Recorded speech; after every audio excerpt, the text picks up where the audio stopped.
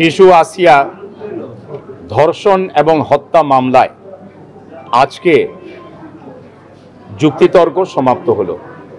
এই মামলায় যে 29 জন সাক্ষী সাক্ষ্য দিয়েছেন, মৌখিক এবং দালিলিক সাক্ষ্য এই বিজ্ঞ আদালতে উপস্থাপিত এবং দাখিলকৃত সাক্ষ্যাদি পর্যালোচনায় দেখা যায় এভিডেন্স অ্যাক্টের সেকশন 3 অনুযায়ী এই মামলার প্রসিকিউশন তার আনিত অভিযোগ প্রমাণ করতে সক্ষম হয়েছে।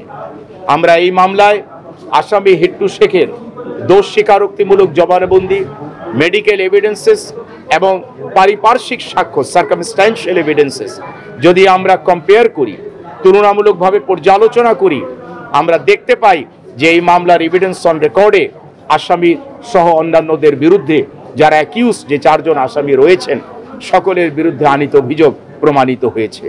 আমরা বিজ্ঞ আদালতকে বলেছি যে একটা শিশুর প্রতি যে নিষ্ঠুর, অমানবিক, পৈশাচিক যেই ধরনের বিকৃত রুচি সম্পন্ন যে আচরণ করা হয়েছে, যা কিনা আমরা সাক্ষ্যতে পেয়েছি, মেডিকেল এভিডেন্সেসে পেয়েছি, বাংলাদেশের বুকে এই ধরনের কেউ যেন কোনো দ্বিতীয়বারের মতো কোনো নারীর সাথে, কোনো শিশুর সাথে এই ধরনের পৈশাচিক বর্বরসুলভ আচরণ যেন করতে না পারে, সেই জন্য দৃষ্টান্তমূলক শাস্তি দেওয়া উচিত।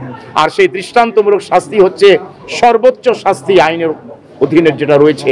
অর্থাৎ আমরা বলেছি এই মামলার যিনি প্রিন্সিপাল অ্যাকিউজ হিট্টু শেখ, যে কিনা দোষ স্বীকারোক্তিমূলক জবানবন্দিতে সমস্ত অপরাধগুলো সে স্বীকার করেছে, কিভাবে সে ধর্ষণ করেছে, কিভাবে হত্যা করেছে, পুঙ্খানুপুঙ্খভাবে তার বিস্তারিত বিবরণ সে দিয়েছে। সুতরাং এই আদালত থেকে তার অনুকম্পা পাওয়ার আইনত ন্যায়ত কোনো সুযোগ নাই। দেশের মানুষ, সারা বিশ্বের মানুষ প্রতিবাদ করেছে, প্রতিবাদের ঝড় উঠেছে, আমরা ন্যায় বিচার চেয়েছি।